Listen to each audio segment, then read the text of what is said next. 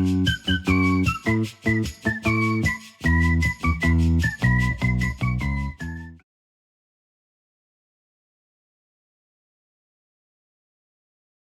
and welcome back to my YouTube channel. For those of you who don't know, I of course am the FPL train, and in today's video we are going to be looking at possible transfers we can make ahead of game week 7. There's going to be 3 players that I'm going to be recommending, 1 defender, midfielder and forward, just like always. And before all of that, of course, what we always do is we look back on the previous game week on the 3 transfers that I recommended ahead of game week 6. And of course, starting us off, we've got William Saliba, the defensive change I recommended bringing in. I did say I'd choose Saliba ahead of Gabriel just because he's a little bit cheaper. And it's pretty much going to be a guaranteed clean sheet against Leicester. Well, boy, was I miles out there. Arsenal conceded 2 goals against Leicester. One of them was absolute screamer, to be fair. But yeah, 2 goals against Leicester. So instead of having the 6 points, which I kind of was expecting, he ended up with 1 point, which definitely was not what I was expecting. Nor I'm guessing was anybody else. But yeah, that was quite a big surprise, to be fair. And with the midfield change in Bowen, that one didn't exactly work out either. So he also blanked. No goal or assist against Brentford, which was disappointing. And he also went down in price, which was a bit of a shocker. But just remember, after this game week, it's just happened, obviously, against Brentford. Game week 7, what we've got coming up, he has got Ipswich at home, which is obviously a decent fixture for West Ham, and they have to win it, really. Because honestly, if they don't win it, I do think they probably will, well, sack the manager maybe. And then after that, Spurs, high line, good for them. Man United, shocking, good for them. Forest, Everton coming up as well. Decent fixtures coming up for him. So, yes, he blanked again in game week 6, but game week 7, you know, I do think he's going to do well. So, I mean, remember Nicholas Jackson, if anybody actually watched these videos, I said buy him, he blanked, and then the following game week, he absolutely smashed it. So maybe that could be the same with Jared Bowen. And finally, Ollie Watkins, the only player out of these 3 that did actually work out a real treat. So he got the goal and assist against Ipswich Town, which meant Ollie Watkins did come away with 11 points. So if you did go for him, well done. I wish I went for him. Can't believe I did it in the end. But yeah, he has gone up in price as well. He's now 9.1 million. I think that went up last night, if I'm correct.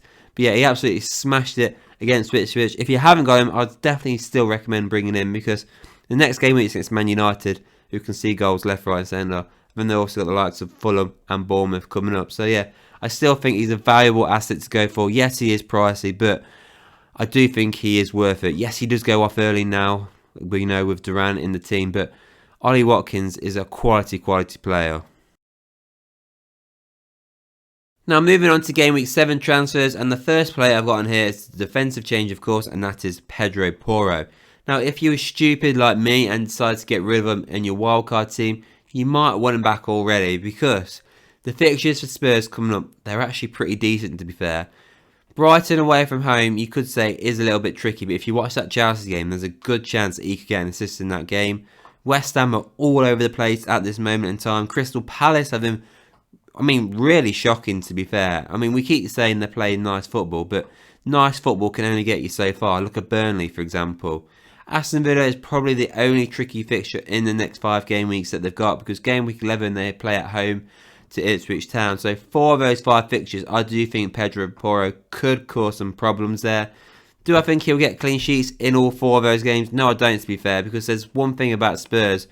They just can't seem to get clean sheets. And well, obviously, the high line's probably one. The way Spurs play their football, clean sheets isn't exactly a thing for Spurs, which is why not many people really look at going for their centre-halves, really.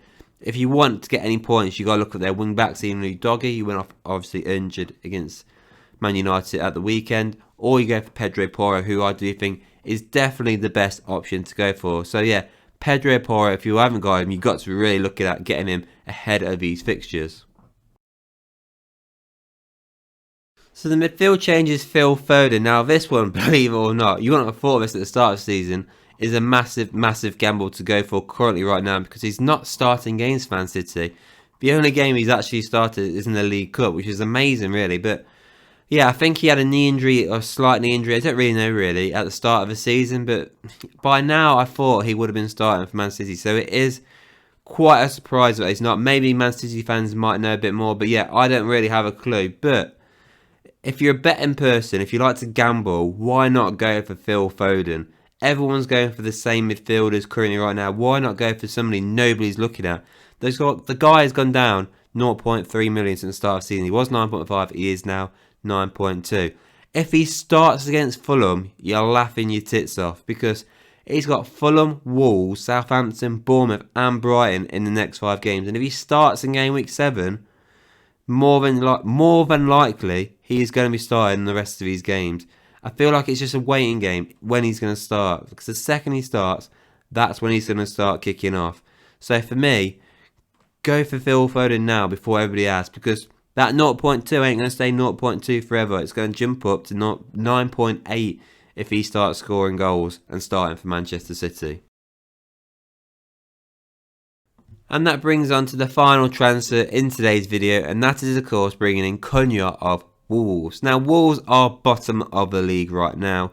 They've had a horrible start to the season.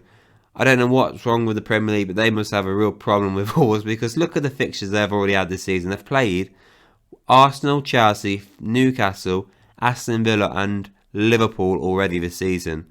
They've got 1 point so far, and that was against Nottingham Forest, who have also got off to a decent start this season. And they've got Man City in game week 8. That is an absolutely shocking run of fixtures they've got. But if you think about it, that's the tough stuff done. They're now going to go on to an unbelievable great run of fixtures coming up. Yes, obviously Man City in game week 8, but I think you got a good run right up to game week 18 where they play Man United and Spurs. And then they rock up pretty much again with the likes of Newcastle, Chelsea, Arsenal, Aston Villa and Liverpool. So yeah, if I was you, I'd definitely look at bringing him for game week 7. Obviously, game week 8's a nightmare against Man City. So if you want to go for game week 9, that's perfectly fine. But I do think he can score against Brentford. Yes, Man City is going to be difficult, but Brighton's nice. Crystal Palace has been awful this season, in my opinion. And Southampton are really, they're just there for the taking. So definitely look at bringing in Cunha in. He's only 2.3% owned as well, so nobody's really looking at him right now. And I can understand why, because of the fixture they've just had. But now I think is the right time to bring this player in. So yeah, that is it then for this video. Those are the 3 transfers I'm going to be recommending. Pedro Porro for the defensive option, Phil Foden the gamble for the midfielder, and Cunha for the forward. Let me know what you think of those 3 transfers that I'm recommending ahead of game week 7. Let me know what transfers you're looking at doing if you don't think you like any of those ones that I'm recommending to you. And yeah, before you go, please as well do not forget to like this video and hit subscribe, and I'll see you all on the next one.